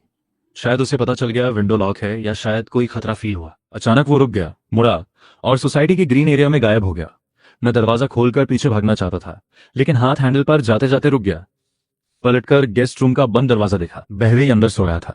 उसे चूहे को पकड़ने से ज्यादा जरूरी था उसकी सेफ्टी। गुस्सा दबाया, पलटा और सीसीटीवी कंप्यूटर खोल लिया। थोड़ी देर पहले का इंफ्रारेड रिकॉर्डिंग देखने लगा। परछाई स्क्रीन पर आई। इस टॉप क्वालिटी कैमरा में इतना डिटेल था कि उसके कपड़ों की सिलवटें भी दिख रही थी। मैंने नजरें गाड़ी और जब वो मुड़ा कैमरा ने उसका फेस कैप्चर किया। वो चेहरा देखते ही मेरी आंखें सिकुड़ गईं। दिमाग में जैसे किसी ने डंडा मारा। वो चेहरा जो हमेशा घनी फ्रिंज के पीछे छुपा रहता था, थोड़ा डरा हुआ, थोड़ा दबा हुआ। ये वो क्यों? क्लास का वो लड़का जिसे सब दबाते थे, जिसे राउडी भी मारते थे, वो आधी रात को यहाँ गोश्त की तरह क्यों था? कंप्यूटर की नीली रोशनी में मैं अंधेरे में बैठा था। लाइट नहीं जलाई। उंगलियां बेसाख्ता घुटनों पर थप थप कर रही थीं। दिमाग तेजी से चल रहा था। दिन का वो अनजान मोटा आदमी, रात का एसी और खिड़की पर वो धुंधला फिंगरप्रिंट, इन तीनों में क्या कनेक्शन था? अगर दिन में वो मोटा आदमी था तो वो सिर्फ ग्रीन एरिया में घूमता रहा, आगे क्यों नहीं बढ़ा? वो कौन था और किसने भेजा था? मैंने गहरी सांस ली, मोटे आदमी की बात एक तरफ रखी। नजर स्क्रीन पर येसी के फ्रोजन फेस पर टिकी रही। उस अनजान मोटे से ज्यादा येसी की यहाँ मौजूदगी मुझे ज्यादा डरा रही थी। स्कूल में जो लड़का सबका मार खाता था, रॉडीज का पैसा देने की हिम्मत नहीं रखता था, वो आधी रात को इतनी एक्सपर्ट तरीके से घर के बाहर कैसे था? डिटेक्टिव की सेंस जागते ही पिछले जन्म की वो सारी भूली हुई बातें याद आने लगी। उस बारिश वाली रात ये सीबी घटनास्थल के पास था। वो उन्हीं राउडीज से गली में पिट रहा था और बहरई में कन्वीनियंस स्टोर से निकलते वक्त यही नजारा देखा था। तभी वो उस घातक गली में मुड़ी थी। पिछले जन्म में मैं येसी को बस एक बेचारा शिकार मानता रहा, लेकिन यही बेचारा आधी रात को चुपके से मेरी खिड़की के बाहर आ गया। क्या पिछले जन्म में बारिश में बहरई का चाकू छीनकर उसे बेरहमी से मारने वाला ईसीआई ही था? ये ख्याल आते ही मेरी पुरानी डिटेक्टिव लॉजिक ने तुरंत क्रॉस चेक शुरू किया। आंखें बंद की, पिछले जन्म में बहरई की मौत के बाद की हर डिटेल याद करने लगा। पूरा स्कूल हिल गया था। पुलिस रोज आती थी, सब स्टूडेंट्स डरे हुए थे, लेकिन येसी, वो पिछले जन्म में भी उन दिनों बिल्कुल वैसे ही था। कॉर्नर में ट्रांसपेरेंट की तरह बैठा था। न डर, न घबराहट, न कोई इमोशन, एकदम डेड काम। रुको, मुझे क्रिमिनल साइकोलॉजी पता है। इतने पुलिस और इन्वेस्टिगेशन के बीच कोई इस तरह बिल्कुल नॉर्मल नहीं हो सकता। उस फेक काम के पीछे बेहद स्कैरी मेंटल स्ट्रेंथ और गहरी चालाकी चाहिए। एक लड़का जो राउडीज की एक आवाज पर कांपता था, वो इतना मेंटली स्ट्रांग कैसे होगा? अगर वाकई वो इतना चालाक था तो स्कूल में वो कमजोरी का जो एक्ट था वो सब नाटक था। वो एक जहरीला सांप था जो भेड़ की खाल पहने सबके बीच बैठा था और चुपचाप सब देख रहा था। दीवार की क्लॉक की आवाज आती रही। मुझे डर लगने लगा। अगर पिछले जन्म में ये सी सच में वो ठंडा कातिल था, तो क्या आज रात यहाँ आने का मतलब था कि उसने इस जन्म में पहले से मुझे और बहवी को टारगेट कर लिया है? चाहे तेरे इस मास्क के पीछे इंसान हो या शैतान, मैं तुझे बेनकाब करके रहूंगा। मैं उठा, गेस्ट रूम के दरवाजे के पास गया, हल्के से चेक किया, लॉक ठीक था। अंदर बहवी की रेगुलर सांसें आ रही थी। मैंने मन ही मन मुट्ठी भींची। ये टाइम बॉम्ब क्लास में रखा है, इसे छोड़ा नहीं जा सकता। डिसीजन हो गया। कल स्कूल में ये सी को ढूंढूंगा, उसका ये बेगुनाही का मास्क नोचूंगा और बारिश वाली रात और आज रात का सच जानूंगा। सुबह की धूप बैल्कनी की नेट से आकर वुड फ्लोर पर बिखर रही थी। मैंने बेडरूम का दरवाजा खोला। किचन से बेकन सिजल होने की आवाज आ रही थी, साथ में ब्रेड टोस्ट की खुशबू। बहवे सफेद हुडी पहने पंजों के बल काउंटर पर कुछ बना रही थी। सुबह की सुनहरी रोशनी में उसका पतला नाजुक फिगर था। ये नजारा इतना खूबसूरत था कि रात की सारी तकलीफ एक पल के लिए भूल गया। उठ गए? जाओ मुंह धोकर आओ, सैंडविच बस होने वाला है। आज एक्स्ट्रा चीज डाला तुम्हारी पसंद। इतनी केयरिंग हो, जो भी इसे मैरी करेगा उसकी किस्मत खुल जाएगी। सुबह सुबह शुरू हो गए। जाओ मुंह धो। खाने की टेबल पर बैठकर देखा, उसके मुंह के कोने पर सैलेड सॉस लगी है। मैंने कुछ नहीं कहा, बस आगे बढ़कर उंगली से हल्के से पोंछ दिया। छोटी बिल्ली की तरह खा रहे हो, मैं खुद पोंछ लेती। यह खूबसूरत पल जैसे तूफान से पहले की आखिरी शांति था। आखिरी घूंट दूध पिया, रात की कैमरा फुटेज की बेचैनी आंखों की गहराई में दबा दी। घर में जितनी भी परेशानियां हो, यहाँ बस धूप रखनी है। नाश्ते के बाद मैं और बहवे स्कूल की तरफ चले। सुबह का रश था, रोड पर ट्रैफिक था, यूनिफॉर्म पहने स्टूडेंट्स और ऑफिस जाते लोग सब जल्दी में थे। तभी एक ट्रैफिक लाइट क्रॉस करते वक्त वो पुरानी जानी पहचानी घुटन भरी फीलिंग, जैसे जहरीली नजर गर्दन पर हो, फिर से चिपक गई। सारी मसल्स टाइट हो गईं। यह फीलिंग बहुत क्लियर थी। भीड़ के अंदर कहीं एक बेहद ठंडी नजर मेरी और बहवेई की पीठ पर गड़ी थी। बहवेई, बैग की स्ट्रैप ढीली लग रही है, ठीक कर देता हूँ। बैग एडजस्ट करने के बहाने नजर रडार की तरह घूमी। स्ट्रीट कॉर्नर पर न्यूज़पेपर स्टैंड का रिफ्लेक्शन, बस स्टॉप के पीछे का डार्क कॉर्नर, सामने रोड पर खड़ी प्राइवेट कार्स की विंडोज। भीड़ बहुत थी, लाइन्स उलझी हुई थीं। वो छुपा हुआ चूहा नहीं मिला, लेकिन वो पास जरूर था। नानचैन, शुक्रिया, अब ठीक है, चलो लेट हो जाएगा। उस चिपकती हुई नजर के साथ हम फाइनली स्कूल में घुसे, जहां मॉर्निंग रीडिंग की आवाजें आ रही थी। मैंने बहवी को अपनी सीट पर जाने दिया, खुद बैक डोर पर खड़ा रहा। नजर तेजी से लास्ट रो के उस कॉर्नर सीट पर गई जहां वो हमेशा छुपा बैठता था। दिल एक बीट रुक गया। सीट खाली थी। टेबल पर एक किताब भी नहीं थी। लाओगू, देख क्या रहे हो? ये सी वाली विंडो सीट। आज नहीं आया। सुना है सुबह सुबह क्लास टीचर को कॉल किया था, बोला बुखार है, उठ नहीं सकता। जांग यन ने कैजुअली कह दिया, लेकिन मेरे दिमाग में तूफान आ गया। तुमने कहा उसने छुट्टी ली? हाँ लाओगू, इतना शॉर्ट क्यों हो? वो तो अक्सर छुट्टी लेता रहता है, नॉर्मल बात है। मैंने जांग यन को छोड़ा और धीरे से अपनी सीट पर आ गया। हथेली पर ठंडा पसीना था। रात के 1 बजे वो गोस्ट की तरह मेरी खिड़की के बाहर था, प्रोफेशनल तरीके से सब देख रहा था। और आज सुबह स्कूल जाते वक्त हमने जो महसूस किया था। तू छुपाए क्या है? छुट्टी की बेल बजते ही मैं बहवी को लेकर क्लास रजिस्टर से ईसी का एड्रेस निकाल आया। एक पुरानी लेकिन साफ सुथरी रेजिडेंशियल सोसाइटी थी। तीसरी फ्लोर पर पहुंचकर दरवाजा खटखटाया, कोई जवाब नहीं। तभी सामने वाले फ्लैट की आंटी गार्बेज बैग लेकर बाहर निकली। खटखटाने का कोई फायदा नहीं। ये फैमिली वाले आज सुबह अंधेरे में ही सारा सामान लेकर चले गए। बोले गांव में कोई जरूरी काम है, फ्लैट भी छोड़ दिया। आंटी मतलब अंधेरे में ही निकल गए? हाँ, 5 बजे के आसपास। मूवर्स की गाड़ी का शोर था, नींद खुल गई मेरी। आंटी की बात जैसे ठंडा पानी सिर पर पड़ा। वो अंधेरे में चले गए तो फिर सुबह स्कूल जाते वक्त हमें जो इतनी तेज चिपकती सी नजर फील हुई थी वो कौन था? दिमाग तेजी से चला, पीठ पर पसीना आ गया। अगर सुबह फॉलो करने वाला ये सी नहीं था तो इसका मतलब रात को मेरी खिड़की पर आने वाले ये सी के अलावा कोई और भी था। एक और नजर दिन की रोशनी में हमें घूर रही थी। वो दिन वाला मोटा अजनबी था? वो भागा हुआ सीरियल किलर था? या पिछले जन्म की बारिश वाली रात का असली कातिल? मैंने शौक और बेचैनी दबाई, बहवेई का हाथ थामा और पहले घर वापस चलने का डिसाइड किया। लेकिन जब हम अपने घर के दरवाजे पर पहुंचे, कॉरिडोर में एक अनचाहा मेहमान खड़ा था। एक एक्सपेंसिव सूट में, बाल एकदम सेट, एक मिडिल एज्ड आदमी, माथे पर बल, चेहरा सख्त। वो बेचैनी से टहल रहा था। उससे एक अथॉरिटी और दबी हुई गुस्से की फीलिंग आ रही थी। उसका चेहरा देखते ही बहवेई का पूरा बदन सख्त हो गया और उसने मेरा हाथ कसकर पकड़ लिया। अरे बाप का भी ख्याल है तुझे?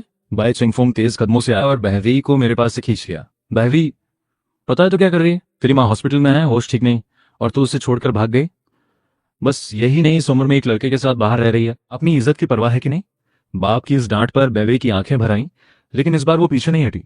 उसने जोर से बाय चिंगफिंग का हाथ झटक दिया। तुम्हें क्या हक है मुझे लेक्चर देने का? तुमने ही सबसे पहले माँ को छोड़ा था। उसकी इस हालत के जिम्मेदार तुम हो। बड़ों की बातें बच्चे नहीं समझते। हर महीने पैसे भेजता रहा, कम थे क्या? अब माँ बीमार है और तू भाग आई। सामान उठा और फौरन मेरे साथ बाय फैमिली में चल। मेरी बेटी इस तरह बाहर रहे ये मुझे मंजूर नहीं। मैं नहीं जाऊंगी, मुझे तुमसे कोई रिश्ता नहीं रखना और बाय फैमिली के घर में कभी कदम नहीं रखूंगी। माँ के लिए मैं खुद कुछ सोचूंगी, तुम्हारी जरूरत नहीं। बाय चिंगफोंग को गुस्सा आया। उसने बहवेई की बांह पकड़ने के लिए हाथ बढ़ाया। मैं तुरंत एक कदम आगे आया, एक दीवार की तरह बहवेई के सामने खड़ा हो गया और ठंडी नजरों से बाय चिंगफोंग को देखा। बाइजोंग, बहवेई साफ कह चुकी है, जबरदस्ती करना आपको शोभा नहीं देता। गु नानचंग, गु फैमिली का नाम है इस सिटी में। इसका मतलब ये नहीं कि मेरी बेटी को बहला सकते हो। ये मेरे घर का मामला है। उसने मेरे पीछे छुपी बहवेई को देखा, फिर मेरी ठंडी नजरें देखी। तौलकर उसने जबरदस्ती करने का आइडिया छोड़ दिया। गु नानचंग, ध्यान से सुनो, उसे जरा सी भी तकलीफ दी तो बाय फैमिली जान लगा देगी, बोलकर बाय चिंगफिंग ने बहवेई को एक गुस्से भरी नजर दी और गुस्से में कॉरिडोर से निकल गया। मैं बहवेई का हाथ थामे घर में आया, दरवाजा लॉक किया। बहवेई अभी भी थोड़ी उदास थी, चुपचाप किचन में पानी लेने गई। मैं सोफा पर बैठा, लेकिन माथे पर बल गहरे होते गए। बाय चिंगफिंग का वो बेटी की परवाह करने वाले बाप का एक्ट मुझे बहुत अजीब लगा। ये बंदा सालों तक माँ बेटी को छोड़कर गायब रहा, ये फोंगशी के पागल होने पर भी नहीं आया, तो आज अचानक मेरे दरवाजे पर क्यों आया? और ये बेटी की चिंता का नाटक क्यों? शक दबाया और ऐसे ही कैमरा कंप्यूटर खोल लिया। स्क्रीन जलते ही मेरी आंखें जम गईं। वो मोटा आदमी रात को कैमरा में दिखा था, वही झुकी आंखों वाला, अभी भी नीचे बाहर खंभे के पीछे छुपकर मेरी खिड़की घूर रहा था। खुद आ गया, आज तेरी खाल उधेड़ूंगा। तुरंत जांग यान को कॉल किया, वो पास में ही रहती है। जांग यान हथियार लेकर मेरे घर के नीचे आ। एक पूंछ लगी है, भागने मत देना। 5 मिनट में जांग यान गली के दूसरे छोर पर थी। मैंने इशारा किया। हम दोनों चिमटे की तरह दोनों तरफ से उस मोटे पर झपटे। वो भागने लगा। जांग यान ने उसकी टंग रोकी। मैंने पीछे से उसके घुटने पर लात मारी। मोटा चीखते हुए घुटनों पर गिरा। मैंने उसकी बांह मोड़कर उसका मुंह दीवार से दबाया। 2 दिन से पीछे लगे हो? किसने भेजा? भाई छोड़ो, टूट जाएगी। मैंने कुछ नहीं किया। नहीं किया तो यहाँ घूम क्यों रहे थे? सच बताओ, नहीं तो दांत तोड़ूंगा। बताता हूँ। 3 दिन पहले एक मास्क पहनी औरत ने मुझे कांटेक्ट किया। उसने क्या करने को कहा? मारना या किडनैप करना? सुबह रोड पर फॉलो भी तुमने किया था? नहीं भाई, ऐसा इलीगल काम करने की हिम्मत नहीं मेरी। बॉस ने बस तुम दोनों की फोटोज और एड्रेस दी थी। बस ये ट्रैक करना था कि कितने बजे निकलते हो, कितने बजे आते हो, घर में कोई बड़ा है या नहीं। कसम, रोड में कभी फॉलो नहीं किया। मेरा बस इस सोसाइटी के बाहर टाइम नोट करने का काम था। वो औरत कैसी थी? कौन थी? भाई सच नहीं पता। पैसे दिए और गायब हो गई। कॉन्ट्रैक्ट का तरीका भी नहीं दिया। मैं बस 2 वक्त की रोटी के लिए ये करता हूँ। एडवांस रिटर्न कर दूंगा, प्लीज छोड़ दो। मैंने उसकी आंखों में देखा, 10 साल की एक्सपीरियंस बोल रही थी। वो झूठ नहीं बोल रहा था। वो सच में किसी का हथियार था, खुद कुछ नहीं जानता था। मैंने हाथ छोड़ा। वो लुढ़कते पड़ते गली से भाग गया। जांग यान बड़बड़ाती रही, लेकिन मुझे थकान और निराशा आ गई। सुबह रोड पर फॉलो करने वाला न ये मोटा था, न रात को भागा ये सी। असली खतरनाक इंसान अभी भी गोश्त की तरह छुपा था, और इस मोटे को हायर करने वाले ने बस हमारी डेली रूटीन जाननी थी। इसका मतलब कोई बहुत प्लान करके कुछ बड़ा करने वाला है। जांग यान को भेजकर मैं थका हुआ घर आया। बहवेई सो गई थी। मैं सोफा पर बैठ गया, माथा दबाया, नजर कैमरा स्प्लिट स्क्रीन पर गई। ग्राउंड फ्लोर एंट्रेंस, खिड़की के बाहर, सोसाइटी की मेन रोड, सब नॉर्मल। रुको, मेरी नजर स्क्रीन नंबर 2 पर जम गई। वो कैमरा मेन डोर के ऊपर था, कॉरिडोर का डेड एंगल कवर करता था। जब मैंने खुद इंस्टॉल किया था, नीचे राइट कॉर्नर में फायर एक्सटिंग्विशर का रेड बॉक्स साफ दिखता था, लेकिन अभी कैमरा करीब 15 डिग्री बाईं तरफ घूम गया था। फायर एक्सटिंग्विशर गायब था। उसकी जगह डोर फ्रेम के पास एक बड़ा ब्लाइंड स्पॉट था। मेरे बदन का सारा खून एक पल के लिए जम गया। किसी ने मेरा कैमरा मूव किया। ये हवा से नहीं होता। कैमरा को स्क्रू से कसकर लगाया था मैंने। जब मैं और जियांग यान नीचे उस मोटे को पकड़ने गए थे, बस 10 मिनट गए थे। उन 10 मिनटों में कोई चुपचाप मेरे दरवाजे तक आया, कैमरा के सामने आने से बचा और जानबूझकर कैमरा घुमा दिया, एक मॉनिटरिंग ब्लाइंड स्पॉट बना दिया। वो असली खतरनाक इंसान अभी मेरे दरवाजे के बाहर था। मैं अकेला हॉल में सोफा पर बैठा स्क्रीन का वो घुमा हुआ कैमरा देख रहा था। आज की सारी घटनाएं दिमाग में चल रही थी। दिन का मोटा अजनबी, खिड़की पर धुंधला फिंगरप्रिंट, रात का काला साया और यह कैमरा। सब मिलाकर देखूं तो सबसे ज्यादा शक ईसीआई पर था। तभी धड़ धड़ धड़ मेन डोर पर नॉक हुई। अलर्ट होकर दरवाजा खोला। जांग येन थी, अभी अभी गई थी और वापस आ गई। तू वापस क्यों? लाओ गू, मैं ये सी की 2 चीजें देना भूल गई थी। लो, उसने कहा तुम्हें रिटर्न करनी है। और एक बात कहलाई है। बोला कल रात वो तुम्हारे घर के नीचे आया था, खुद देना चाहता था, तुम्हारी हेल्प के लिए शुक्रिया कहना था, लेकिन रात बहुत हो गई थी, डिस्टर्ब नहीं करना चाहता था। थोड़ी देर खड़ा रहा और चला गया। जांग यान की बात सुनते ही दिमाग में जैसे धमाका हुआ। ये सी रात के 1 बजे खिड़की के बाहर था तो बस चीजें रिटर्न करने। पूरा घर भी छोड़कर सच में चला गया। रोड पर फॉलो करने का वक्त ही नहीं था उसके पास। कैमरा घुमाने का तो सवाल ही नहीं। ये सी का शक इस एक पल में पूरी तरह खत्म हो गया। एकमात्र थ्रेड टूट गई। मैं सोफा पर थक कर बैठ गया, दिमाग एकदम ब्लैंक हो गया। अगर ये सी नहीं तो कैमरा घुमाने वाला कौन था? अभी भी कौन हमें देख रहा है? मैं उलझन में था। तभी जांग येन ने फोन निकाला, एक फोटो दिखाई। वैसे लाओगू, एक बात पूछनी थी। इस फोटो में जो है, क्या ये तुम्हारे घर वालों का हायर्ड बॉडीगार्ड है? ये हमेशा तुम्हारे पास आसपास दिखता है। अभी नीचे उस मोटे को पकड़ते वक्त भी सोसाइटी के बाहर था। मैंने झट से सिर उठाया, फोन लिया। फोटो कम रोशनी वाले स्ट्रीट कॉर्नर में चुपके से ली गई थी।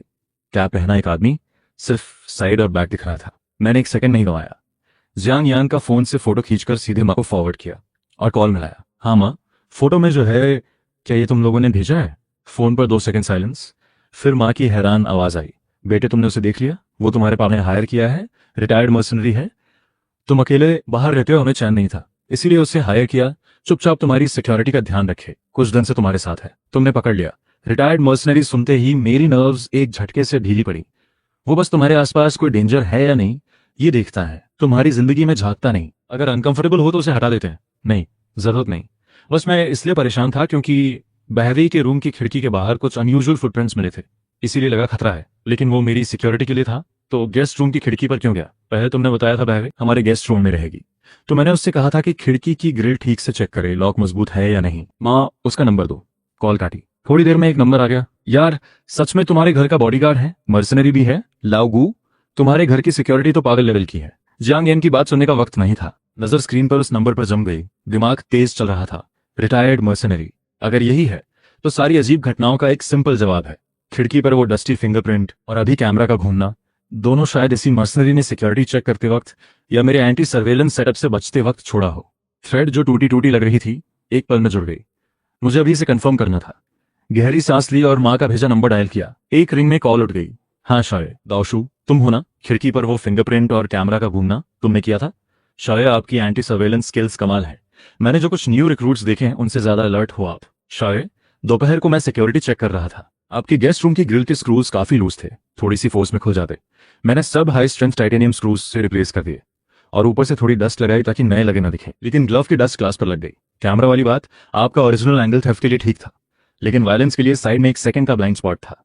मैंने एडजस्ट कर दिया। ठीक है, शुक्रिया दाओशु। कॉल काट के मैं चुपचाप गेस्ट रूम में गया। बहवे गहरी नींद में था, सांसें रेगुलर थी। खिड़की के पास गया, बाहर की हल्की रोशनी ने ग्रिल के एडजस्ट चेक किए। सच में जो स्क्रूज जम खाए से दिख रहे थे वो सब नए और मजबूत थे, बस ऊपर से पुराने दिखने की कोटिंग थी। मैंने गहरी सांस छोड़ी। कोई साइको स्टॉकर नहीं था, कोई प्रोफेशनल किलर नहीं था। ये सब अपने घर के टॉप बॉडीगार्ड की सिक्योरिटी चेक थी। लेकिन जैसे ही ये आखिरी टेंशन गई, उसकी जगह एक भारी डुबोने वाली थकान और उलझन आ गई। मैं हॉल के सोफा पर गिर सा पड़ा, खाली कमरे को देखता रहा। वो हाइड मोटा डेड एंड। ये सी चला गया, शक खत्म। ली गंग का एलिबाई सॉलिड था। भागा हुआ सीरियल किलर भी पिछले जन्म के मर्डर से रिलेटेड नहीं। सब थ्रेड्स टूट गए। पिछले जन्म की बारिश वाली रात बहवे का चाकू छीनकर उसे मारने वाला वो असली कातिल अभी भी बिल्कुल गुमनाम था, भीड़ में कहीं छुपा हुआ। ये बेबसी, जैसे मुक्का रुई पर मारो, कुछ नहीं होता। और इन 2 दिनों का एक्सट्रीम प्रेशर, रात भर की बारिश में भीगना, ये सब मिलकर अब मेरे जिस्म को तोड़ रहे थे। नजर धुंधली होने लगी। चारों तरफ सब घूमने लगा। पेट में उल्टी जैसा फील हुआ, गला आग जैसा सूखा था। उठने की कोशिश की, पानी पीना था, लेकिन टांगे भारी हो गईं और मैं सोफा पर ही ढेर हो गया। होश खो बैठा, लगा जैसे किसी जलती भट्टी में गिर रहा हूँ। पिछले जन्म की वो खून भरी बारिश वाली रात और बहवी का पीला चेहरा सपने में आने लगा। धुंधलेपन में एक नरम घबराई हुई आवाज कानों में आती रही। माथे पर एक ठंडी सुकून देने वाली चीज रखी गई जिसने अंदर की आग को थोड़ा दबाया। बड़ी मुश्किल से आंखें खोली। फोकस होने पर बहवी का छोटा सा चिंता से भरा थोड़ा पीला पड़ा चेहरा दिखा। नानचंग, आखिर उठ गए, डरा दिया तुमने। इतना तेज बुखार कैसे हो गया? मैंने मुंह खोला लेकिन गला इतना बैठा था कि आवाज नहीं निकली। उठने की कोशिश की तो पाया कि मेन बेडरूम के बेड पर था। मोटी क्विल्ट थी, माथे पर ठंडा टॉवल। कुछ नहीं, शायद कल रात थोड़ी ठंड लग गई। ठंड लगी मतलब? 39.8 है। सुबह मैं उठी तो तुम सोफा पर पड़े थे, आवाज देती रही, कोई जवाब नहीं। छूकर देखा तो आग जैसे थे। पहले पानी पियो, गला तर करो। मैंने क्लास टीचर को ऑलरेडी बता दिया है, आज हम दोनों घर पर रेस्ट करेंगे। गर्म पानी सूखे गले से उतरा, थोड़ी जान आई। उसे देखा, आंखों में लाल डोरे थे। जाहिर था जब से पता चला था बेड के पास ही बैठी थी।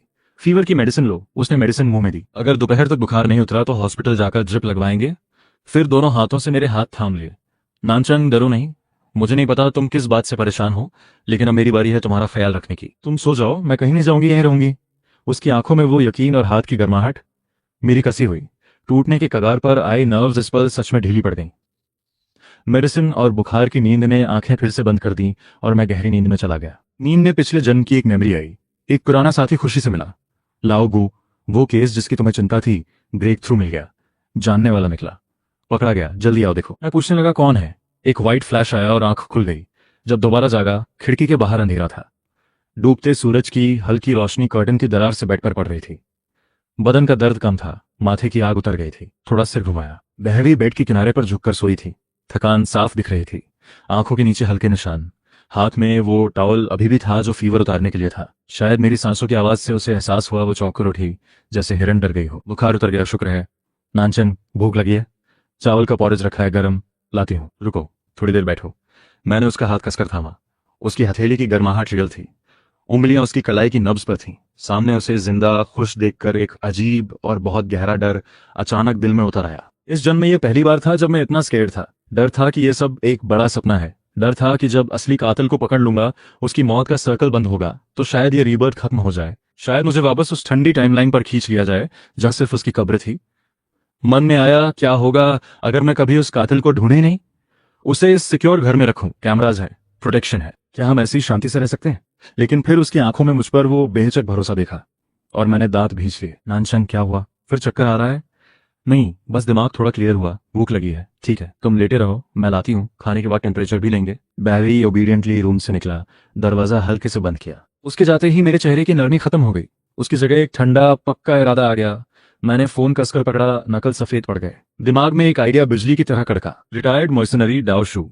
माँ ने बताया वो कुछ समय से सीक्रेटली मेरी प्रोटेक्शन कर रहे थे, तो उस बारिश वाली रात भी वो पास रहे होंगे। उस रात बह गई बारिश में भीगती हुई मेरे दरवाजे पे आई थी। पिछले जन्म में वो उस अंधेरी गली में मरी थी। इस जन्म में वो मेरे घर आ गई, बच गई। लेकिन वो कातिल जो उसे मारना चाहता था, क्या वो भी उसके पीछे पीछे आया था? क्या उस रात मेरे घर के नीचे तक पहुंचा था? अगर हाँ, तो दाओ शू की ट्रेंड आंखें जो जिंदगी और मौत के बीच पकी थीं, उस फॉलोअर को जरूर नोटिस कर चुकी होंगी। एक सेकंड भी नहीं सोचा, वो नंबर डायल किया जिस पर कोई नाम नहीं था। आधी रिंग में उठा लिया। दाओ शू, मैं हूँ। शौर्य, तबीयत ठीक है? क्या हुक्म है? दाओ शू, पिछले शुक्रवार रात जब तेज बारिश थी, करीब 9:30 बजे एक भीगी हुई लड़की मेरे घर का दरवाजा खटखटाने आई थी। तुम उस वक्त मेरे अपार्टमेंट के आसपास ही थे, राइट? हाँ, मैं सामने वाली बिल्डिंग की रूफ पर था, ब्लाइंड स्पॉट्स चेक कर रहा था। वो लड़की आई, मैंने देखा। तो क्या उसके पीछे कोई सस्पिशियस पर्सन था? कोई उसे फॉलो करता हुआ दिखा? मेरे घर के पास आकर उसे देख रहा था? ये सवाल पूछते वक्त जैसे हवा भी जम रही हो। फोन पर ब्रीफ साइलेंस, सिर्फ हल्की स्टैटिक साउंड थी। 2 सेकंड की वो स्टैटिक, फिर डाओ शू की भारी आवाज आई। शौर्य, दरअसल एक था। मेरा दिल जैसे किसी ने जोर से मारा, सारा खून एक पल में उबलने लगा। उस रात बारिश बहुत तेज थी। वो आदमी काली लॉन्ग कोट में था, मास्क लगाया था। लड़की से करीब 50 मीटर पीछे, न ज्यादा दूर न ज्यादा पास। जब लड़की तुम्हारे अपार्टमेंट बिल्डिंग के गेट में घुस गई, वो सामने रोड पर स्ट्रीट लाइट के नीचे रुका। 2-3 मिनट खड़ा रहा, फिर मुड़कर चला गया। उसके बाद वो कभी नहीं दिखा। पिछले जन्म में बह रही मेरे घर नहीं आई थी, इसीलिए उस कातिल को गली में मौका मिल गया था। इस जन्म में मेरे घर आने से वो उसकी रेंज से बाहर हुई और वो बारिश में खड़ा हाथ मलता रहा। दाओ शू, उस रात तुमने उसका चेहरा देखा था? क्या पता लगा सकते हो कौन था? बारिश बहुत थी, स्ट्रीट लाइट भी कमजोर। उसने खुद को अच्छी तरह ढका था, चेहरा नहीं दिखा, लेकिन मैंने देखा वो किस गली में मुड़ा।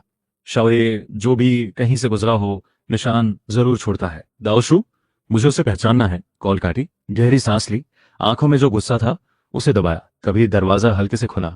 नानचंग, दलिया तैयार है, टेम्परेचर एकदम सही है। उसे एप्रन पहने शांत और नरम खड़े देखकर मन में जो बेचैनी थी एक पल में ठंडी पड़ गई। डॉक्टर ने बोला, बुखार के बाद पेट कमजोर होता है, पहले कुछ हल्का खाओ। तुम भी मेरे साथ बैठे रहे, खुद कुछ खाया? मैंने तो किचन में थोड़ा खा लिया। देर हो गई, तुम खाओ, बात मत करो। बीमार हूं, हाथ उठाने की ताकत नहीं, मेरी केयर टेकर को ही खिलाना होगा। बहरी ने आंखें घुमाई, लेकिन स्पून उठा लिया। उस गर्म रोशनी से भरे रूम में बाहर के सारे खतरे और प्लान्स जैसे दरवाजे पर ही रुक गए। अगले दिन सुबह मैंने बहरी को स्कूल जाते देखा और डाओशू को सीक्रेटली उसके साथ रहने को कहा। जैसे ही डोर बंद हुआ और उसके कदमों की आवाज दूर हो गई, मेरे चेहरे की सारी नरमी गायब हो गई। तेजी से काले कैजुअल कपड़े पहने, कैप लगाई और निकल पड़ा।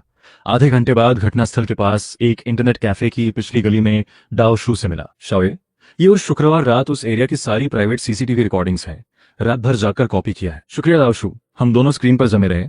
फुटेज धुंधली थी बारिश की वजह से, लेकिन जब वो स्ट्रीट लाइट के नीचे से गुजरा, उसका सिलुएट दिखा। उस हाइट और चाल को देखकर दिमाग में तेजी से फेस स्कैन हुए और एक नाम उछल आया, लिन रानहाई। कोई शक नहीं, ये हाइट, ये बॉडी, ये वही है। लिन रानहाई, बहवेई की स्टेप मदर लिन शिया का सगा भाई। शाम को दरवाजे पर की घूमने की आवाज आई। बहवेई बैग लेकर आया। मुझे सोफा पर देखते ही तेज कदमों से आया। नानचंग, कैसे हो? सिर अभी भी घूम रहा है? कब का ठीक हूं, बुखार उतर गया। परेशान मत हो, अच्छा हुआ। मैं तो स्कूल में पूरे दिन सोचती रही, घर में अकेले हो, कोई नहीं है। हम सोफा पर थोड़ी देर बैठे, उस शांत पल को एंजॉय किया। फिर मैंने स्माइल हटाई और उसकी आंखों में देखा। बहवे, कुछ काम है, 2 दिन बाहर जाना होगा। 2 दिन? अभी तुम्हारी तबीयत ठीक हुई है। कोई बात नहीं, जरूरी काम है, जल्दी आ जाऊंगा। तुम घर पे रहो, कहीं मत जाना। ठीक है, घर पे रहूंगी, लेकिन तुम बाहर अपना ध्यान रखना। हाँ। शनिवार सुबह 9 बजे। बाहर आसमान पर बादल छाए थे। थोड़ी देर में मूसलाधार बारिश शुरू हो गई। बहवेई को थंडर से डर लगता है। वो सोफा पर ब्लैंकेट में सिमट कर बैठा था और मैं उस वक्त जांगचेन की एक अबैंडन्ड अधूरी बिल्डिंग में था। मैंने मास्क और वॉइस चेंजर पहना हुआ था। सामने एक लड़का था, आंखें बंधी, हाथ पीछे बंधे थे। ये था लिन रानहाई। कुछ दिन सीक्रेटली उसे ऑब्जर्व किया था। उसे रोज सुबह जॉगिंग की आदत थी। मैंने उसी वक्त उसे यहाँ लाया। पिछले जन्म में लॉ फॉलो करना जरूरी था, लेकिन अब सच जल्दी निकालना था, चाहे जैसे भी हो। हमारे पास पैसे नहीं है, छोड़ दो, रिपोर्ट नहीं करूंगा। अगर पैसे चाहिए होते तो तुम्हें क्यों पकड़ता? अब मैं पूछूंगा, तुम जवाब दोगे। मैं तुम्हें यहाँ ला सका, मतलब तुम्हारे बारे में सब जानता हूँ। चालाकी मत करना। एक ठंडी ग्लास बॉटल उसकी गर्दन पे रखी। अंधेरे और डर में वो कांपने लगा। पूछो जो पूछना है, सब बताऊंगा। ध्यान से सोचो, 1.5 हफ्ते पहले जो बारिश वाला शुक्रवार था, उस रात तुम क्या कर रहे थे? कोई स्पेसिफिक टाइम नहीं बताया ताकि उसका प्रेशर बढ़े। वो घबराकर याद करने लगा। हकलाते हुए बोला कि एक फीमेल क्लासमेट शाओयू को घर पर बुलाया था होमवर्क के लिए। रात तक घर पर था। अगर तुम्हारे चेहरे पर कुछ टपका तो बहुत तकलीफ होगी। नहीं नहीं, बताता हूँ। मैंने क्लासमेट को बुलाया था, लेकिन शाम को बाहर गया। क्यों? क्लासमेट को छोड़कर बारिश में किसी लड़की को फॉलो करने क्यों गया? मुझे एक कारण दो। सच में, दीदी ने कहा था। लिन रानहाई की दीदी, यानी बाय चेंगफिंग की करंट वाइफ लिन शिया। मैंने तुरंत उसका फोन उठाया, फिंगरप्रिंट से अनलॉक किया और उस दिन की चैट हिस्ट्री खोली और वहां साफ लिखा था, लिन शिया ने लिन रानहाई को कहा था, क्लासमेट को छोड़ और तुरंत नीचे जाकर उनके घर से निकल रही बहवे को फॉलो कर। पहले मैं ये नहीं समझ पाया था कि लिन रानहाई ने क्लासमेट को घर पर छोड़कर बारिश में क्यों जाकर किसी को फॉलो किया। अब सब क्लियर था। चैट हिस्ट्री में लिखा था कि लिन रानहाई ने बहवी को मेरे घर तक फॉलो किया। जब उसे पता चला बहवी किसी लड़के के घर में गई, तो लिन शिया ने कुछ मिनट इंतजार करवाया और बहवी के न निकलने पर वापस जाने को कहा। यानी उस बारिश वाली रात लिन रानहाई का काम बस बहवी को फॉलो करना था, किलिंग इंटेंट नहीं था। लेकिन फिर पिछले जन्म में बहवी की मौत कैसे हुई? पोस्टमार्टम रिपोर्ट के हिसाब से बहवी के कपड़े बिखरे थे, लेकिन बॉडी पर कोई स्ट्रगल के निशान नहीं थे। इसका मतलब ये सेक्सुअल असॉल्ट नहीं था। मर्डर वेपन था बहवी का अपना फ्रूट नाइफ। एकमात्र पॉसिबिलिटी ये थी कि लिन शिया बाद में बहवी से मिली, दोनों में आर्ग्यूमेंट हुआ। लिन शिया की कंट्रोलिंग नेचर और स्टेप चाइल्ड के लिए नफरत को देखते हुए बात बिगड़ी और हीट ऑफ द मोमेंट में क्राइम हो गया। अभी तक कोई डायरेक्ट सॉलिड प्रूफ नहीं था, लेकिन सच की आउटलाइन अब दिख रही थी। कम से कम लिन, जाओ पलटकर मत देखना, नहीं तो जानते हो लिन रानहाई जैसे जान बची हो। लुढ़कते पड़ते बिल्डिंग से भागा। मैं अकेला रूफ पर गया, बारिश में भीगने दिया खुद को। ठंडा पानी दिमाग तेज करता है। इस जन्म में वापस आने के 2 मकसद थे, एक असली कातिल को ढूंढना, 2 बहवी को बचाना। अभी बहवी मेरे घर में सेफ है। अगर आगे लिन शिया से उसकी मुलाकात ना हो तो खतरा टल जाएगा। सस्पेक्ट लिन शिया है, लेकिन डायरेक्ट एविडेंस नहीं है। रिजल्ट के लिहाज से बहवी की जिंदगी बदल गई है, लेकिन अगर कोई और भी हो सकता है। उसी पल आसमान में बिजली कड़की, रोशनी से पूरी जगह जगमग हो गई। अगले पल आंखों के सामने अंधेरा छा गया और फिर एक अजीब सी रोशनी में सब कुछ बदल गया। जब होश आया, बहवी मेरे बगल में खड़ी थी। नहीं, खड़ी नहीं, हवा में तैर रही थी। फिर से सपना था। हैरान होकर देखा, ये बहवी बिल्कुल वैसी थी जैसे पिछले जन्म में सपनों में आती थी। वही हल्की सी मुस्कान, वही चेहरे पर मेरे एक तरह की तकलीफ। बस चुपचाप देख रही थी, कुछ बोल नहीं रही थी। ये जानी पहचानी बहरी को देखकर लगा जैसे वापस पहुंच गया। झट से चारों तरफ देखा। मैं पुलिस स्टेशन के रूफ पर नहीं था, बल्कि अपने घर के बाहर था। तभी एक भीगी हुई लड़की धीरे धीरे इस तरफ आती दिखी। बाल भीगे, पानी टपक रहा था। बाहें खुद से लिपटाए धीरे धीरे चलते हुए मेरे घर के दरवाजे तक आई। मैं वहीं खड़ा था और चौंक कर देखा कि ये पुरानी बहवेई मुझे देख ही नहीं पा रही। हैरान होकर पास तैरती गोश्त बहवेई को देखा। उसने एक नजर मुझ पर डाली, फिर नजर उस पुरानी खुद पर टिका दी। मैंने भी फिर उस बारिश में भीगी बहवेई को देखा। वो दरवाजे के पास खड़ी थी, फिर भी बेल नहीं बजाई। कुछ सोच रही थी, उलझन में थी। काफी देर बाद उसने हाथ बढ़ाया, लेकिन बेल छूने से पहले रुक गई। फिर एक बार और हिचकिची, गहरी सांस ली और आखिर बेल बजा दी। डिंग डोंग की आवाज पर उसका पूरा बदन सिकुड़ गया। फौरन हाथ वापस खींचा, बाहें लिपटा ली, एकदम शर्मिंदा और बेचैन। थोड़ी देर में दरवाजा खुला और दरवाजे पर था पुराने जमाने का मैं। ये पहली बार था जब मैं थर्ड पर्सन की तरह खुद को देख रहा था। समझ नहीं आ रहा था सपना है या क्या, लेकिन मैं बस देखता रहा। सब मेमोरी जैसा था। बहवेई ने रुकने की बात की, लेकिन उस वक्त का मैं छोटा था, डरता था कहीं माँ बाप को पता ना चले। एक लड़की को जिसके कपड़े भीगे थे घर पे रखना ठीक नहीं लगा। मैंने सोचा पैसे नहीं होंगे, घर पहुंचाने की बात की। छाता और रेनकोट लेने अंदर गया। जैसे ही मुड़ा, बहवेई के चेहरे पर एक उलझन आई और वो चुपचाप मुड़कर चल दी। ये देखकर मैं उस अंदर छाता ढूंढते हुए मुझे छोड़कर बहवेई के पीछे चल दिया, क्योंकि उस वक्त मैं क्या कर रहा था ये पता था। लेकिन बहरी के साथ उस रात क्या हुआ था ये कभी नहीं जाना। चाहे सपना ही हो, देखना चाहता था। बहरी को कैच किया। वो एकदम ब्लैंक थी, नहीं पता था कहाँ जाए। माँ को एम्बेरस नहीं करना था, इसीलिए मुझे साथ नहीं लाना चाहती थी। लेकिन मेरी हेल्प ठुकराने के बाद जाए कहाँ। माँ पापा तीनों जगह जो उसे अपना लगती थी, कहीं जगह नहीं थी। ब्लैंक दिमाग से चलती एक कन्वीनियंस स्टोर के सामने रुकी। पेट में आवाज आई। याद आया दोपहर के बाद कुछ नहीं खाया था। उसने जो पैसे थे उनसे एक ब्रेड और मिल्क लिया। यही उस रात का खाना था। स्टोर के स्टाफ ने उसे इतना भीगा देखकर टॉवल दिया और जाते वक्त एक अम्ब्रेला थम दिया, अगली बार लौटा देना, इतनी बारिश में लड़की को भीगना नहीं चाहिए। बहवे मना करते करते अम्ब्रेला ले लिया, शुक्रिया कहकर बाहर आई। अम्ब्रेला खोला और चलने लगी, तभी एक जाना पहचाना चेहरा दिखा। ये सीआई को 3 राउडीज ने गली के कोने में घेर कर मार रहे थे। सोचते सोचते वो हिम्मत करके आगे बढ़ी। रुको, बंद करो, और मारा तो पुलिस बुलाऊंगी।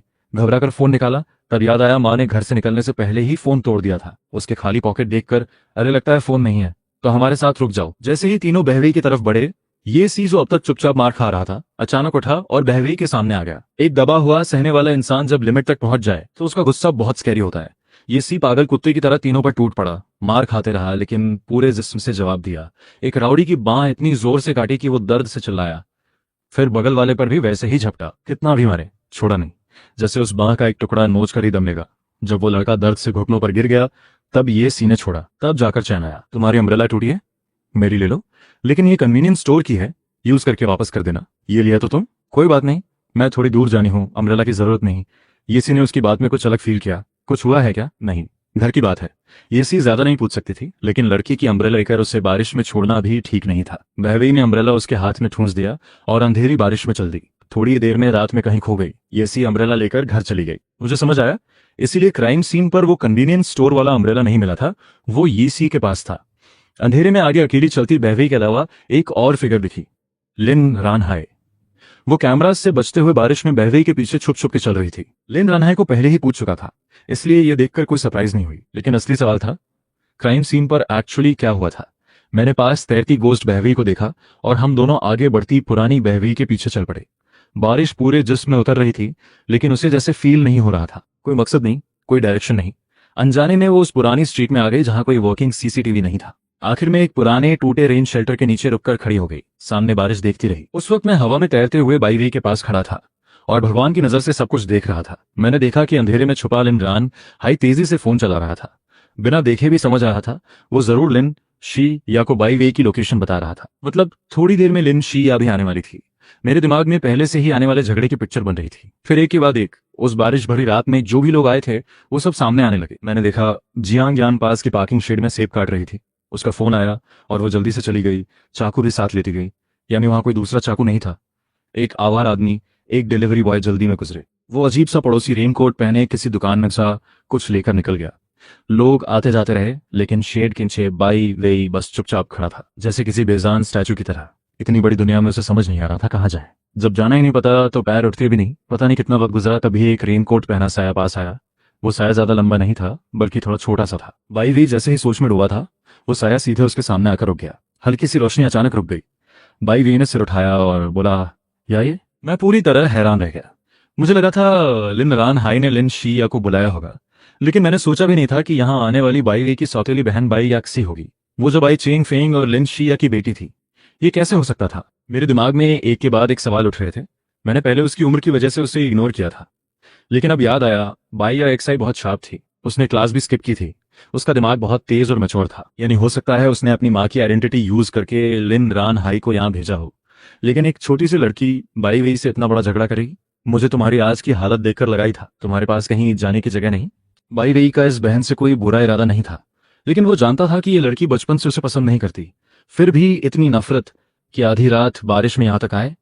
तुम इतनी रात यहाँ आए भी तो सिर्फ यही कहने के लिए? नहीं, मैं बस कुछ बातें साफ करने आई हूँ। आगे से हमारे घर मत आना। मुझे और माँ को तुम्हारी जरूरत नहीं। तुम्हारी अपनी माँ है तो पापा को हमसे क्यों चिंती हो? बाई या एक्साई की आंखों में उम्र से बहुत ज्यादा नफरत थी। सिर्फ ये बात कहने के लिए इतनी रात निकली?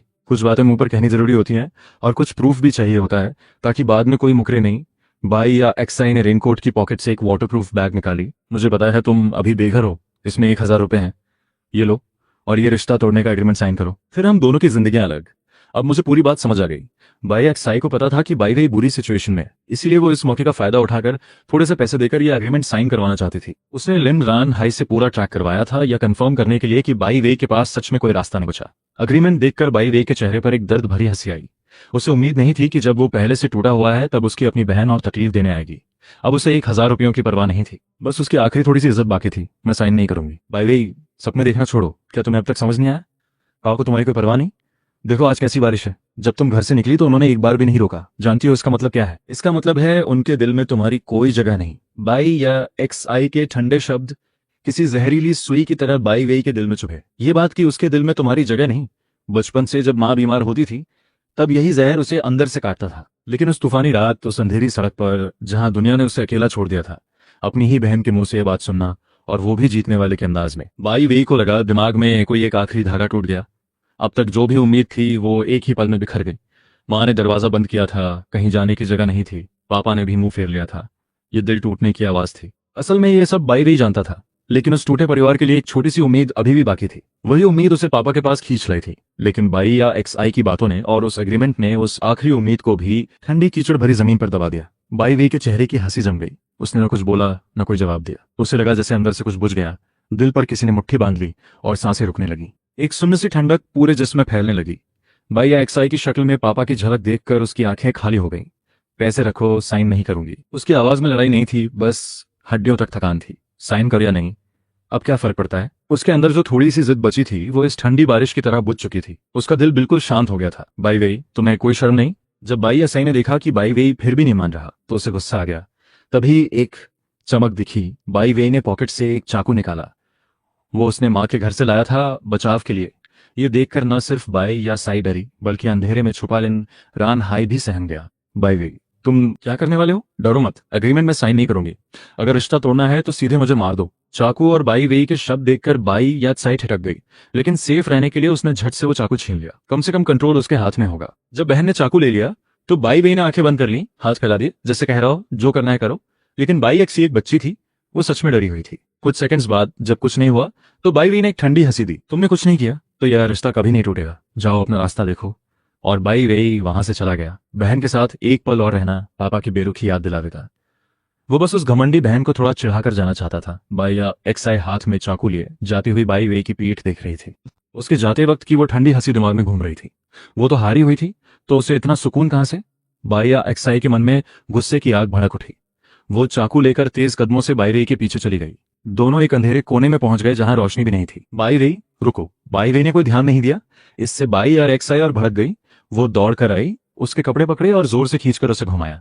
इतनी तेज खिंचाई से बाई वेई का गीला कुर्ता बिल्कुल बेतरतीब हो गया। उस अंधेरी बारिश में बाई वेई ने बेचैन बाई या एक्साई को देखा। अचानक उसने हाथ बढ़ाया और बाई या एक्साई की उस कलाई को पकड़ लिया जिसमें चाकू था, और उस धारदार चाकू को अपनी ही गर्दन पर रख लिया।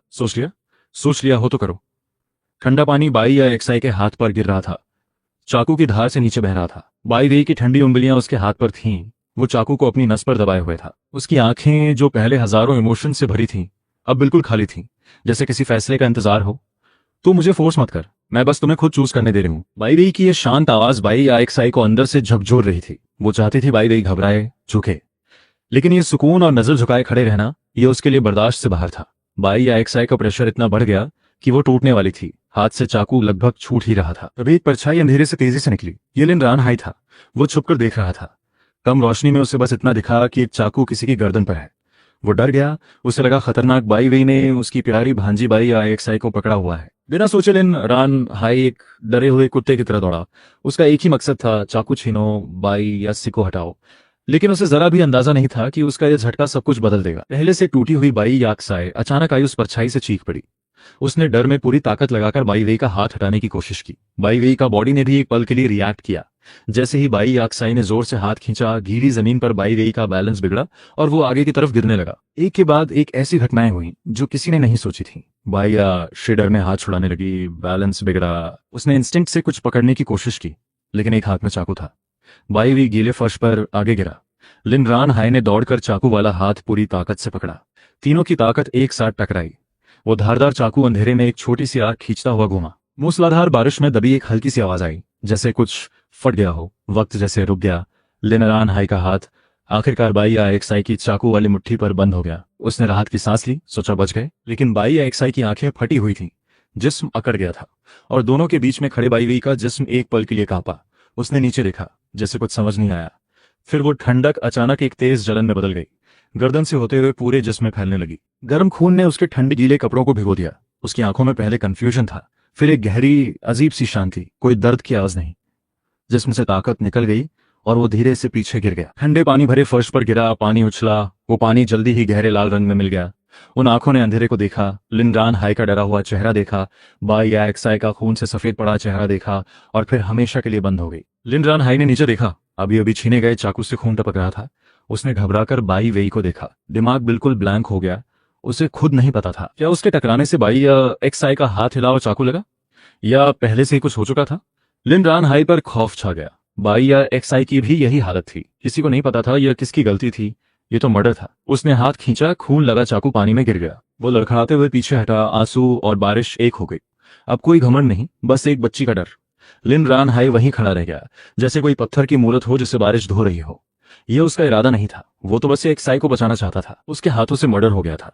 दोनों ठहरे हुए थे कि तभी किसी के कदमों की आवाज आई। अभी तक डरी हुई बाई या एक साई का चेहरा अचानक बदल गया। उसने चाकू उठाया, लिन रानहाई का हाथ पकड़ा और बिना पीछे देखे भाग गए। मैं एक पल वहां रुका, ठंडे पानी में पड़े सांसें बंद हो चुके बाई वेई को देखा। मेरा दिल भारी हो गया। मैं उसे उठाना चाहता था, लेकिन पास में तैरते उसके गोस्ट ने मुझे रोका। उसकी नजर उन दोनों की जाती हुई डायरेक्शन थी। मैं समझ गया, मैं बस देखने वाला हूं। मुझे पूरी सच्चाई देखनी है। मैंने दिल पर पत्थर रखा और बाई या एक्साई के पीछे चला गया। दोनों एक और अंधेरी जगह रुके। क्या करें, अब तो बड़ी मुसीबत हो गई। पुलिस ने पूछा तो क्या बोलेंगे? घबराओ मत, बारिश इतनी तेज है, यहाँ कोई सीसीटीवी नहीं, हमें कुछ नहीं होगा। मामू, आज जो लड़की तुमने बुलाई थी वो घर पर है, लेकिन उससे कोई रिलेशनशिप नहीं है मेरी, तो बस यही काम आएगी। उससे कह दो रिलेशनशिप में हो, वो तुम्हारा एलिबाई बन जाएगी। पुलिस भी नहीं मानेगी कि तुमने गर्लफ्रेंड को घर पर छोड़ा, खुद बारिश में निकले और एक अनजान लड़की को मार दिया। मोटिव क्या है, लॉजिक क्या है? कुछ नहीं। लेकिन अगर पुलिस ने सिर्फ मुझ पर ही फोकस किया तो रास्ते में तो कुछ ना कुछ मिल ही जाएगा। मामू, तुम्हें इतना भी नहीं पता? पुलिस किसी को तब सीरियसली इन्वेस्टिगेट करती है जब उस पर स्ट्रॉन्ग सस्पिशन हो। मान लो उन्हें तुम्हारे बाहर जाने का प्रूफ मिल भी गया, तो मर्डर वेपन कहाँ है? वो चाकू तो बाई भी खुद लाई थी। कौन सोचेगा वो अपने साथ चाकू लेकर निकलेगी? सिर्फ यही एक पॉइंट पुलिस को कंफ्यूज करने के लिए काफी है। बाई या एक्साई की बातें सुनकर मेरी रूह कांप गई। इतनी छोटी उम्र में इतना ठंडा दिमाग, इतनी काम सोच। उसकी बातों से घबराया हुआ लिन रानहाई धीरे धीरे शांत होने लगा। लेकिन तुम्हारे बिल्डिंग के एलिवेटर में तो सीसीटीवी है, उसमें तुम्हारी रिकॉर्डिंग होगी। तो मैं एलिवेटर से नहीं उतरी, माँ पास से छुपकर निकली थी, इसीलिए स्टेयर्स दिए। वापस भी स्टेयर्स से जाऊंगी तो एलिवेटर में बस मेरे दोपहर आने की रिकॉर्डिंग होगी। मुझे अचानक सब समझ आ गया। इसीलिए पिछली जिंदगी में जब जांच हुई तो बाई फैमिली के किसी के बाहर जाने का कोई रिकॉर्ड नहीं मिला था। बाई या एक्साई ने माँ पापा से छुपने के लिए जो किया वही एक्सीडेंटली पुलिस की नजर से बचने का तरीका बन गया। अगर उसने मर्डर प्लान किया होता तो सीसीटीवी क्यों अवॉइड करती, और अगर प्लान था तो वेपन विक्टिम खुद क्यों लाती? यही दो बातें एक दूसरे को काटती थी। यही था उस पिछली जिंदगी के अनसुलझे केस का पूरा सच। दोनों ने गलती से जान ली। दोनों के पास आलिबाई था, किसी ने प्लान नहीं किया था, कोई वेपन नहीं लाया था। उस तेज बारिश की आड़ में इत्तेफाकों से भरा ये केस एक ऐसा परफेक्ट क्राइम बन गया जिसे सुलझाना लगभग नामुमकिन था। दोनों को जाते देख मेरे मन में बस एक खालीपन था। असली कातिल कौन था, लिन रानहाई या बाई या एक्साई? कोई जवाब नहीं था। लेकिन उनके हाथ उठाने से पहले ही बाई वेई अंदर से मर चुकी थी। उसे असल में मारा उसके टूटे हुए घर ने, उस बेपरवाह पापा ने, उस पागल माँ ने। मैं खुद को कोस रहा था कि अचानक एक ठंडी सी छोटी हथेली मेरे गाल पर आई। वो ठंडा टच महसूस हुआ। मैंने मुड़कर देखा। हवा में तैरती बाई वेई की गोश्त मुझे बेहद कोमल और दर्द भरी नजरों से देख रही थी। बस करो अब, उसने आखिरकार बोला। वो जानी पहचानी आवाज जो 10 साल बाद कानों में पड़ी, उसमें दिल तोड़ने वाला दर्द था। अभी मैं सपने में हूं या सच में? मैं मेरी बात पूरी भी नहीं हुई कि उसने एक उंगली मेरे होठों पर रख दी। कोई फर्क नहीं पड़ता, सब बीत गया। क्या बस इतने में बीत गया? तुमने खुद पर वो जिम्मेदारी डाली जो तुम्हारी थी नहीं, उस गिल्ट को उठाया जो तुम्हारा नहीं था। मैं हर रोज तुम्हें देखता रहा कि तुम 10 साल से खुद को इस ऑब्सेशन में तकलीफ दे रहे हो। अब वक्त आ गया है ये सब खत्म करने का। जो जानना था जान लिया। सच्चाई का अब कोई मतलब नहीं, क्योंकि उस आखिरी पल से पहले ही मेरा दिल मर चुका था। मेरा दिल हिल गया। अब उसके उस वक्त के फीलिंग समझाए जब पूरी दुनिया ने उसे छोड़ दिया, तो जिस्म का जीना या मरना उसके लिए कोई मायने नहीं रखता था। वो चाकू उस वक्त उसके लिए एक तरह का सुकून था। बस वो नहीं जानती थी कि मैं उसे न रोक पाने का गिल्ट लेकर 10 साल तक खुद को बंधन में डाले रखूंगा। तुम अपना बोझ रख दो, तो मैं भी चैन से जा सकती हूँ। ये गुनाह तुम्हारा नहीं था, इसे मत ढो, अभी को जियो। वो तुम्हारा इंतजार कर रही है घर पर। पुरानी ऑब्सेशन के पीछे भागते भागते उसे इग्नोर मत करो जो सच में तुम्हारे साथ है। ये सुनकर मेरा पूरा जिस्म कांप गया। हाँ, मैं तो पुराने में जी रहा था। सच्चाई ढूंढने के लिए लौकी हाथ भी पार करने वाला था। ऐसे तो मैं सच में बर्बाद हो जाता। उसे देखते हुए मुझे समझ नहीं आ रहा था ये सच में कोई सोल से मुलाकात थी या मेरे दिमाग ने खुद को बचाने के लिए ये सब बनाया था। लेकिन सच हो या ना हो, मुझे उससे एक प्रॉमिस करना था ताकि वो चैन से जा सके। मैं समझ गया, ये सब सेटल हो चुका है। तुम बेफिक्र रहो, मैं पीछे नहीं देखूंगा। मेरी बात सुनकर बाई रही के चेहरे पर एक सच्ची हल्की हंसी आई। अगले ही पल आसपास की ठंडी बारिश भरी रात धुंधली होने लगी। जब आंख खुली तो सुबह हो चुकी थी। बारिश कब की रुक चुकी थी। साफ धूप आसमान में चमक रही थी। रात भर की नींद के बाद जागते ही लगा जैसे दिल से सारा बोझ उठ गया। बारिश गई, मौसम साफ हो गया और सब कुछ पहले से ज्यादा क्लियर लग रहा था। इधर उधर देखा, पता चला मैं उसी पुरानी अधूरी बिल्डिंग की छत पर लेटा था। चारों तरफ पानी भरा था, लेकिन कपड़े हैरानी से थोड़े सूखे थे। शायद छत पर हवा ने सुखाया या फिर कोई ऐसी बात जिसे समझाया नहीं जा सकता। उठकर खड़ा हुआ, दूर धूप में नहाई हुई जियांग चेंग शहर को देखा। सपना हो या सच, जो भी हो, उस रात के उस अजीब सपने से मैंने पिछली जिंदगी की हर बात साफ समझ ली। बाई वी की मौत न सिर्फ इत्तेफाक थी, न सिर्फ किस्मत। यह उसके टूटे घर की तकलीफ, एक के बाद एक बुरे मोमेंट्स और इंतहाई निराशा का मिला जुला नतीजा था। जब तक मैं हूं, ये दोबारा नहीं होने दूंगा। घर पहुंचा तो सब कुछ शांत था। धीरे से अंदर गया, नजर पड़ी। बाई वी एक पतली सी ब्लैंकेट में लिपटी सोफा पर सिकुड़ी हुई थी, गहरी नींद में सो रही थी। रात बिजली बारिश में थंडर से डरने वाली वो आरामदेह रूम में नहीं गई, बल्कि लिविंग रूम के सोफा पर ही रह गई। लगा वो मेरा इंतजार कर रही थी। उसे चैन से सोते देख, उस भरोसे को महसूस करके मेरे चेहरे पर खुद ब खुद एक नर्म सी मुस्कान आ गई। उसके खिसकी हुई ब्लैंकेट को ठीक किया और अपने कमरे में चला गया। रात भर बारिश में रहा था, जल्दी से नहाया, गर्म पानी से ठंड निकाली। जब तैयार होकर वापस लिविंग रूम आया, बाई वही अभी भी सो रही थी। रात में मेरी चिंता में वो काफी देर तक जागती रही होगी। इतनी अच्छी नींद में था, दिल नहीं किया जगाने का। जो बीत गया बीत गया। आज से बस इस जिंदगी वाली इस लड़की के लिए जीना है।